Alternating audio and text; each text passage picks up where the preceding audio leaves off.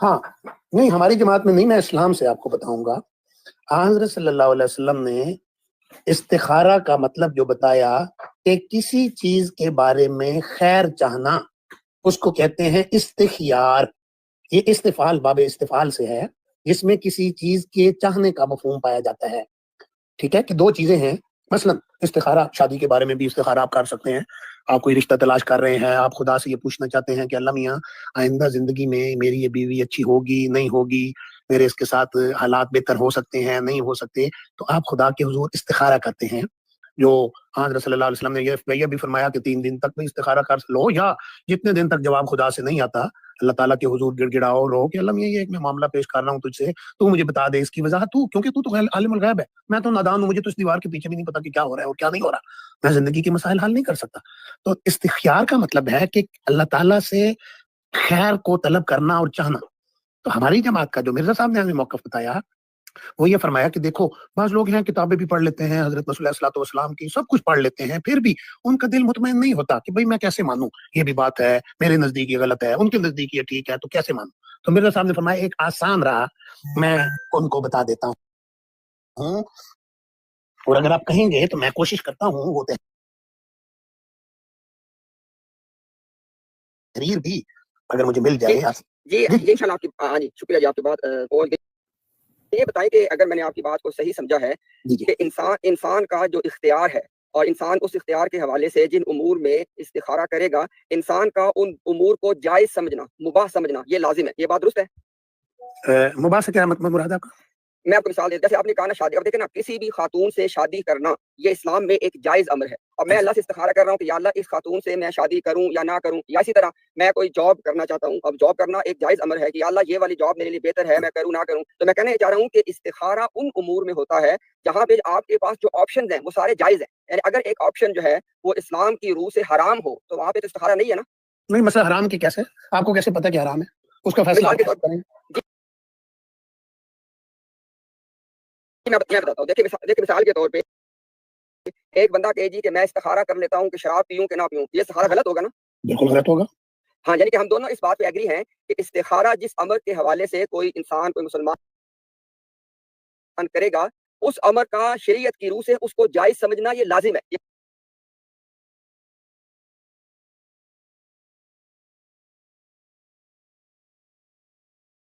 یہ بات درست ہے نا؟ ٹھیک ہے. اچھا ابھی سوال چلے، وہ اصل میرے ساتھ وہ بفر ہو رہا ہے چونکہ اتنی چیزیں ایک ٹائم میں چل رہی ہیں. اچھا بات یہ ہے کہ آپ نے نوٹ کیا، اب سب لوگوں نے ایک بات کو توجہ سے سمجھنا ہے، سننا ہے، چونکہ یہ بات بہت اہم ہے. دیکھیں میں نے بات مربی صاحب سے کیا کی ہے کہ جس چیز کے بارے میں وہ شخص استخارہ کرے گا ان دونوں باتوں کا یا تینوں باتوں کا، جتنے بھی اس کے پاس آپشن موجود ہیں، جس چیز کے بارے میں بھی آپشن ہے، ان سارے آپشنز کا شریعت کی روح سے جائز ہونا یہ لازم ہے. یعنی کہ جو اگر میں اللہ تعالیٰ سے یہ پوچھ رہا ہوں، میں نے جیسے ان کو مثال بھی دی ہے، تو اس خاتون سے شادی کرنا شریعت میں جائز ہے، تو صرف استخارہ کیا جاتا ہے جائز امور کے اندر. ایک ایسا کام کہ جو حرام ہے وہاں پہ استخارے کا سوال ہی نہیں ہے. اسی طرح یہ جو عقائد کا معاملہ ہے، جو اسلام کے عقائد ہیں، جو اصول ہیں، وہاں پہ استخارے کا معاملہ نہیں ہے. لیکن انشاءاللہ ابھی آپ سنیے گا مزید بات کو، تاکہ آپ کو انشاءاللہ بات یہ ابھی دیکھیں واضح ہو جائے گی.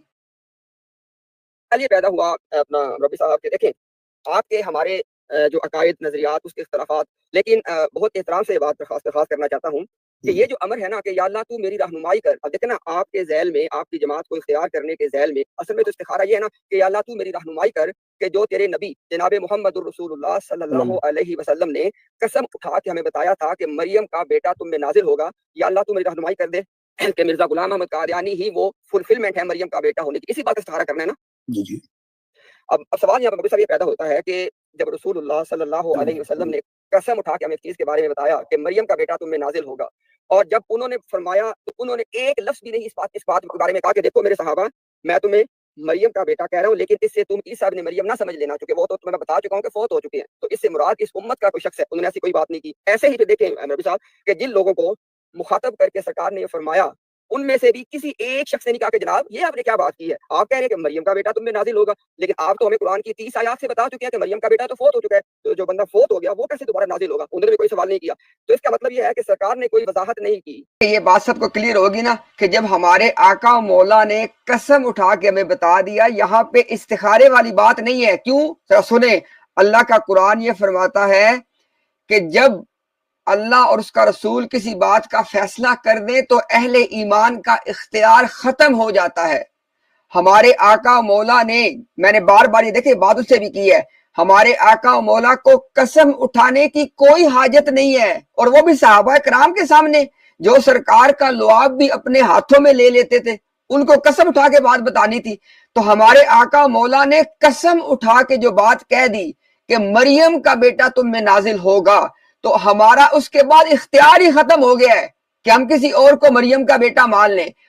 آخری بات بھی آپ نے نوٹ کر لینی. وہ کیا آخری بات ہے؟ وہ یہ ہے کہ یہ جو مربی صاحب اتنی نصیحت کر رہے تھے، مربی صاحب ہوں بھلے ان کی جماعت کے دیگر لوگ ہوں، کیا ان لوگوں نے استخارہ کیا کہ عبدالغفار جنبہ سچا ہے کہ نہیں ہے؟ کیا ان لوگوں نے استخارہ کیا ہے کہ با اللہ ایرانی سچا تھا کہ نہیں تھا؟ دیکھیں نا، اگر استخاروں سے فیصلے ہونے ہیں، عبدالغفار جنبہ مرزا غلام احمد قادیانی صاحب پہ ایمان رکھتا ہے، ان کو سچا تسلیم کرتا ہے، تو ان کے ذیل میں استخارہ کیوں نہیں کیا؟ یا مربی صاحب اس بات کا آ کے اقرار کر سکتے ہیں کہ جی میں نے عبدالغفار جنبہ کے معاملے میں استخارہ کیا ہے؟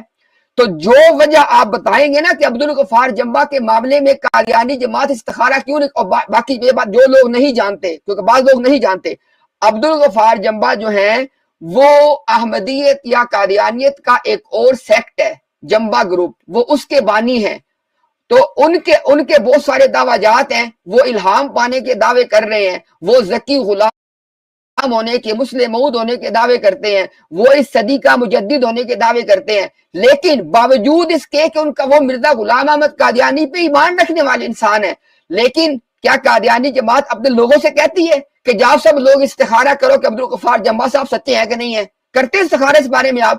تو جس وجہ سے عبدالغفار جنبہ کے بارے آپ استخارہ نہیں کرتے، وہی وجہ ہے کہ مسلمانوں کا کوئی اختیار نہیں ہے مرزا غلام احمد قادیانی کے بارے میں استخارہ کرنے. کیوں؟ ہمارے آقا مولا نے قسم اٹھا کے ہمیں بتا دی ہے، تو ہمارا کیا اختیار استخارہ کرنے کے بارے میں رہ گیا؟